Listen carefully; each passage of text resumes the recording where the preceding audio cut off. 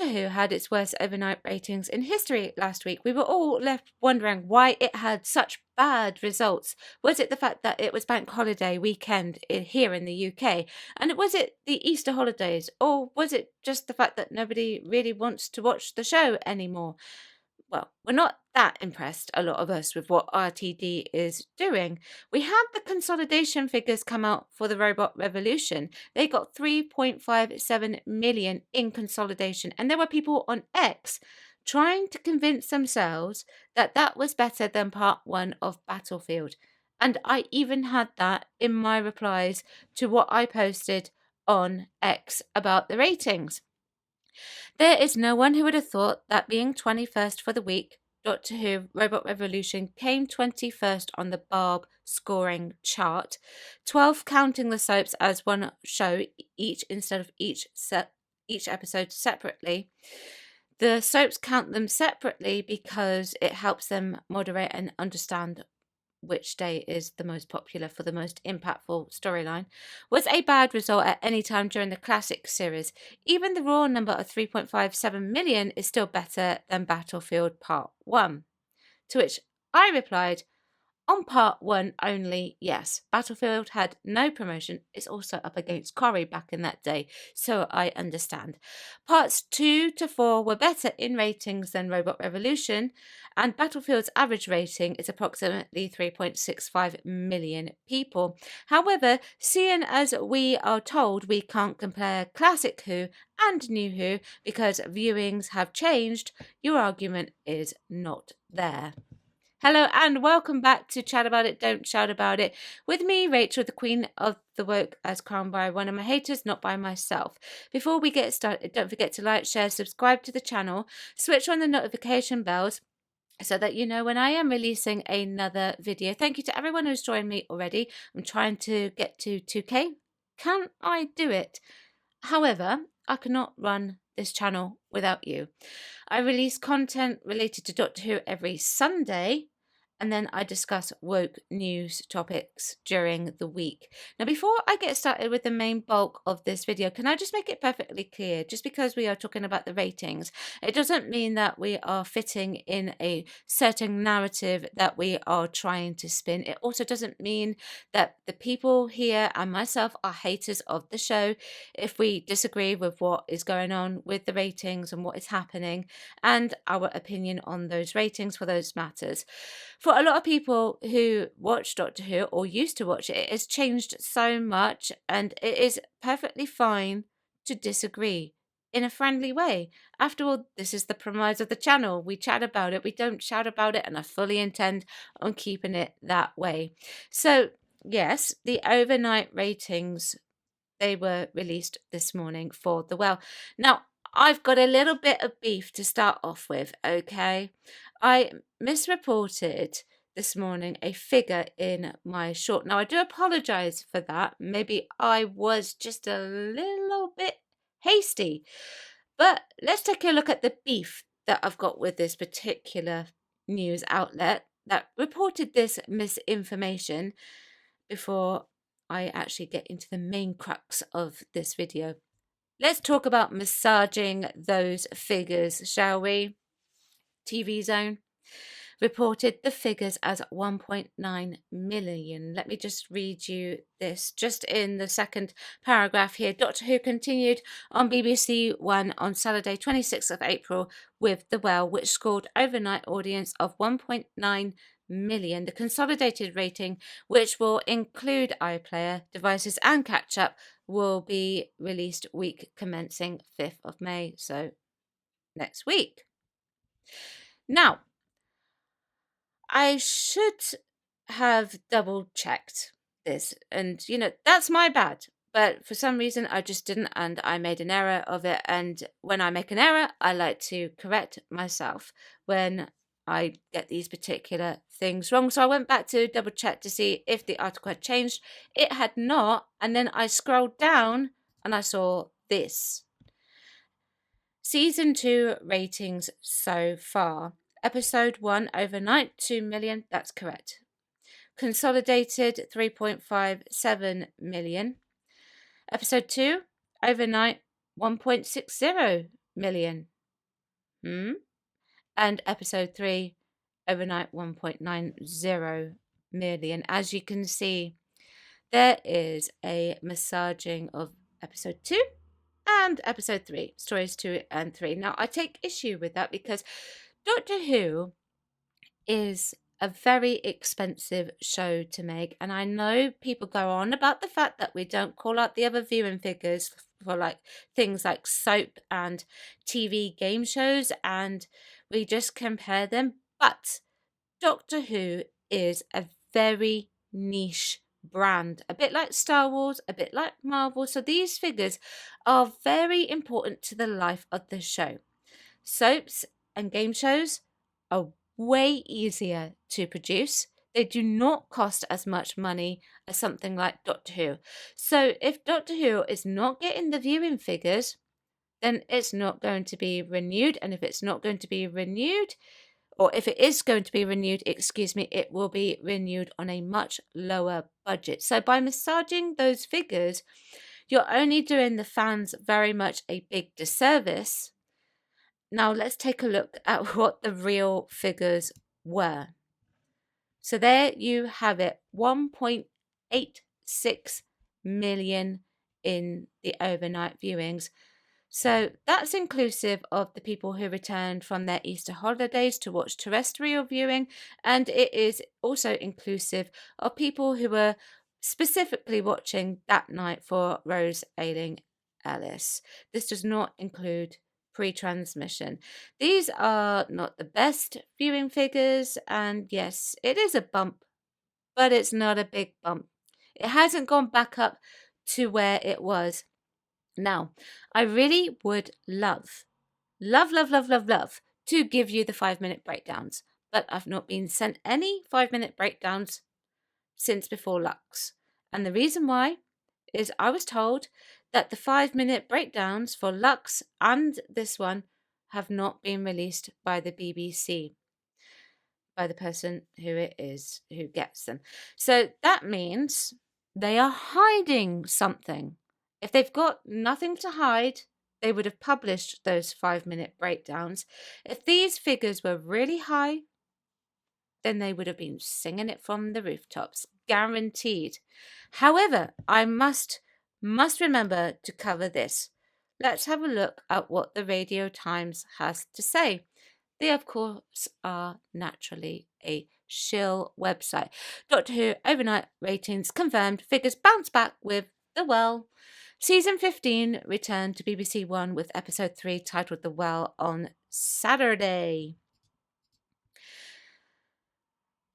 Season 15 of Doctor Who saw a substantial bounce in the overnight ratings for the third episode, rebounding from last week's series low.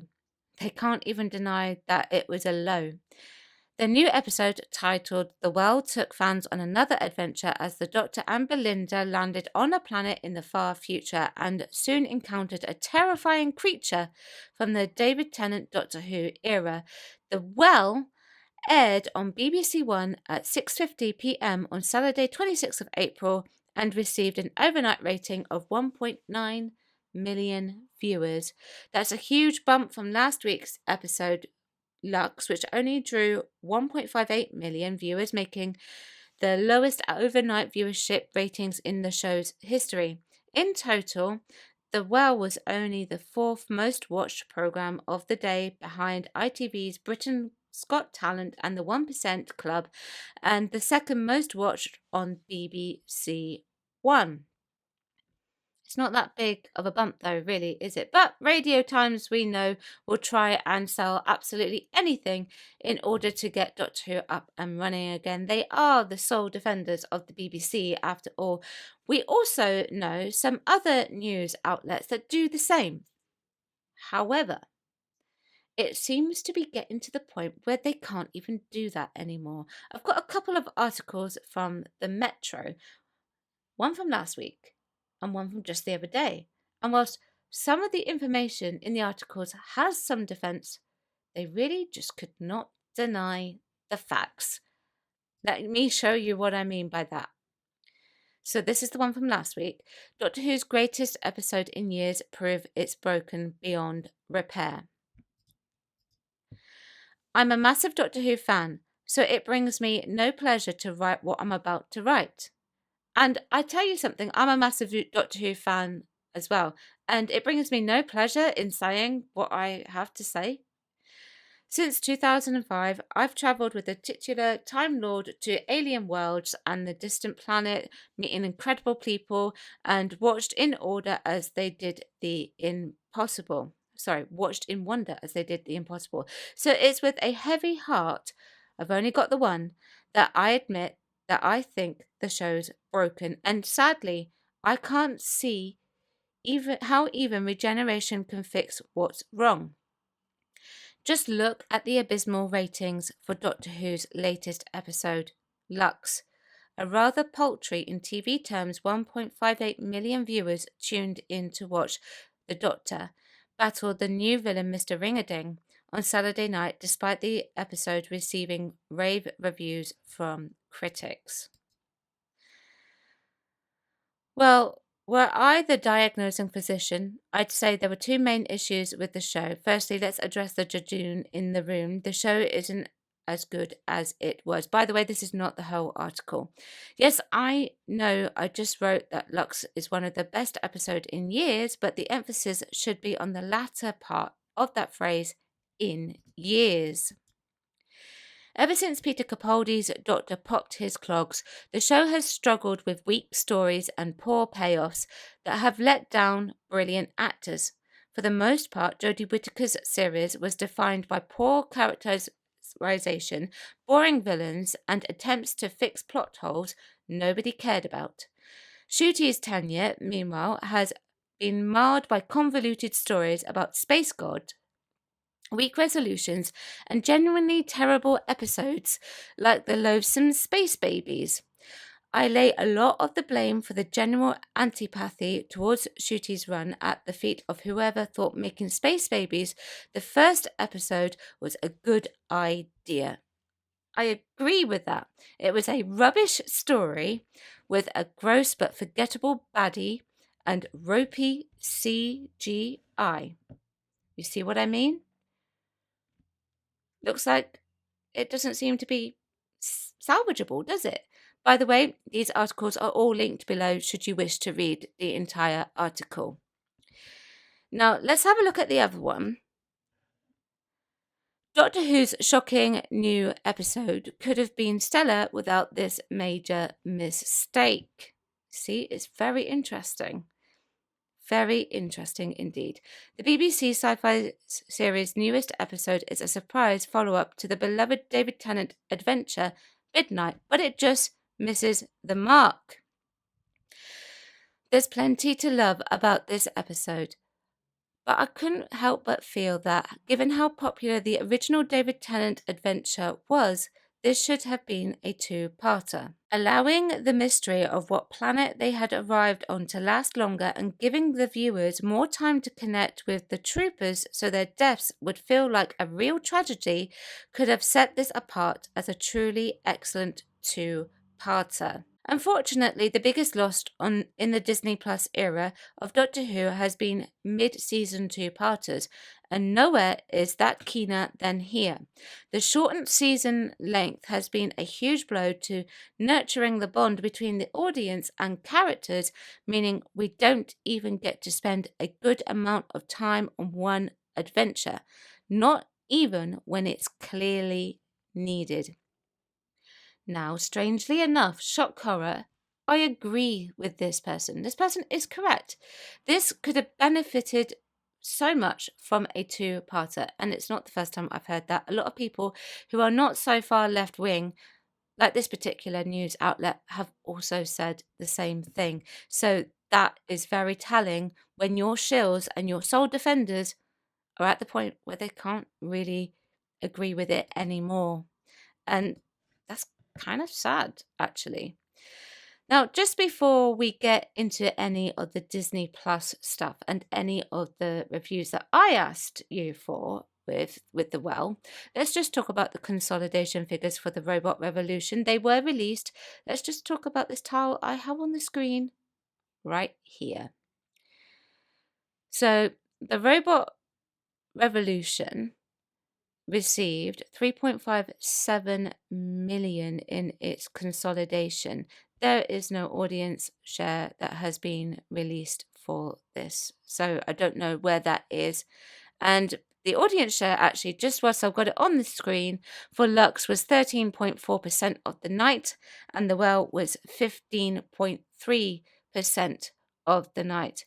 And just for fun and games, I asked you all to predict what you thought of the consolidation figure was going to be. And this is what you said. So 87% said 3 to 4 million people. So it looks like we got it right. 9%, and I'm including myself in that, said 4 to 5. I was very optimistic. 3% said 5 to 6, and 1% said 6 to 7. I just thought that it was going to be a little fun thing there. And also, the BBC released the demographics for the robot revolution. This is what this says. Russell T Davies' master plan of alienating and telling long-standing fans of the series is no longer for them, while being upfront in his targeting of the under 35 demographic with his subversive LGBTQ plus agenda has proven to be a spectacular failure. Demographics for the 7th to the 13th of April 2025 Barb +7 TV-only viewing, no devices. For children 4 to 15, Doctor Who is right at the bottom there with 213k. And with the 16 to 34, it came in third with 543k. So initially, I believe RTD said that he was aiming for a much younger audience than the under 35. But when something like The Apprentice breaks in at 964k for the under 35, and the other reality shows, it's very telling. And also, the children are more interested in things like Bluey and Gladiators and Britain's Got Talent and even The Apprentice than they are Doctor Who. So it's clearly missing the mark here. It's a shame, really, because the show that I've loved for all of my life has just fallen to pieces right before my eyes. I understand how the Star Wars fans feel. So the Doctor Who domination doesn't seem to be going very well either. Nothing seems to be charting on Flix Patrol or Samba TV. The Nielsen figures have yet to be released, but I do have this for you on the screen. As you can see here, the top streaming is The Last of Us. And I believe, if I've got that correct from what I was doing earlier on the Sensesphere, according to my friends across the pond, The Last of Us is only being achieved with this amount of ratings and time with word of mouth only. It had no promotion. And the main shows that are still hitting the mark on Flix Patrol are pretty much the same ones as we talked about last week: Good America Family, Star Wars, Grey's Anatomy, Bluey, Modern Family, Simpsons, The Stolen Girl. Actually, The Stolen Girl is a new one, and I do want to watch that. Malcolm in the Middle, Desperate Housewives. So the second round of Disney money is not looking promising, is it? No matter what Disney are trying to spin us, I would say that this is very dangerous territory, and there's a possibility that the BBC may very well be looking at getting a new streamer in order to fund Doctor Who, should they wish to continue at the level they are continuing at. Now, let's have a little bit of fun, and we'll take a look at what you all said about The Well, and then we'll take a look at Rotten Tomatoes and what they had to say. And to be quite frank with you, I didn't find many positives on Rotten Tomatoes this week. It was mostly negative. It felt like the closest we've had to a return to the New Who that we loved. On the other hand, it also felt repetitive and derivative. One thing I don't understand is that I thought we were going to be getting a returning enemy of the Doctor, but the way this enemy operates doesn't match up with the Midnight entity in my view. I thought maybe it was yet another life form on the planet rather than the same one, but the episode says otherwise. I understand where that's coming from, actually. On the critical side, The episode feels like RTD trying to recapture lightning in a jar, especially after the previous episode having the fans mention their favourites and being steadfast that it was Blink. It almost foreshadows the Midnight sequel, as if to say, here's more of what I know everyone held in high regard, while ripping it out of the fans ahead of doing so. Everything he's doing is just so heavily linked to reality. It makes it difficult to watch an episode and leave reality behind for the duration. You're correct. Everything he's doing is very meta. The last story wasn't so meta, but I do understand where you're coming from. However, I think Midnight is probably his best story that we've ever had. Last episode, his lucks ran out, and this time the well was empty. At least his titles are apt, even if his writing is not. It was okay, that's all. Better than anything else of the Ncuti era, but it is by no means a classic. Same, I enjoyed it more than all the other Gatwa stories combined, and it wasn't perfect and could have pushed the horror elements more. I do agree with that. That's me. I do like dark and atmospheric stories, especially coming from a horror background. Defo, not a classic. And then it's Farsight says, same here, I love Gothic Who. That novel has a lot of classic horror elements to it. Some very fair comments there. And then we've got the Rotten Tomatoes. Disney-fied slop fest, nasty work. Wow, that's quite harsh actually. But I understand that it has been very Disney-fied. Make it stop. I can only get so depressed. Doctor Who can be considered the saviour of the universe. On the other hand, he is the most prolific mass author in the universe. He is basically the only survivor of the Time War, the most catastrophic event in the universe, so the decisions he makes should be nuanced in this context. I couldn't watch more than one episode of the last season. This season lasted 3 minutes. He is now basically an avatar for the worldview of the director. It's a tragedy what they have done to Doctor Who. It's not Doctor Who. The Doctor Who character is probably the top 10 of best character ideas. I used to love this show so much. Sadly, it's been lobotomized. It certainly underwent a lobotomy very recently, I would agree. Empty, awful, illogical. This is not the Doctor who finds himself in trouble and starts solving the issue, even if he ignores what is happening. This is the emotional Doctor that needs to be saved by his companions while he spends time crying, and it gets worse episode after episode. And you know, that's a very good point. When they bi-generated, because I refuse to accept that in my head canon, the one thing that the Ncuti Doctor told the 14th Doctor was that, you know, he's going to live on and he's going to be free of all this emotional baggage, and then suddenly he is hampered by all this emotional baggage. Anyway, carrying on. Oh dear, why don't they just put the show out of its misery? Then we got some positives. Man, how did I start this show is good because I thought I was going to hate it, but I liked the episode Lux mostly because I love the idea of cartoon coming into the real world. 5 out of 5. So that was talking about Lux. Season 2 is off to a fantastic start. This is also about Lux. I couldn't find any more recent reviews, by the way. Lux is one of the best episodes of the 21st century. Sorry, recent positive reviews, I should say. Just when I thought it couldn't get worse, it did. Fan since the 80s, but I'm out.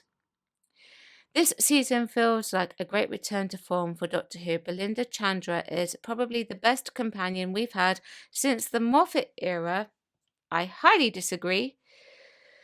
The second episode, Lux, ties together the gods of chaos we've been seeing since the soft reboot. The Toymaker, Maestro, God of Death, and Gatwa continues to shine as the 15th Doctor.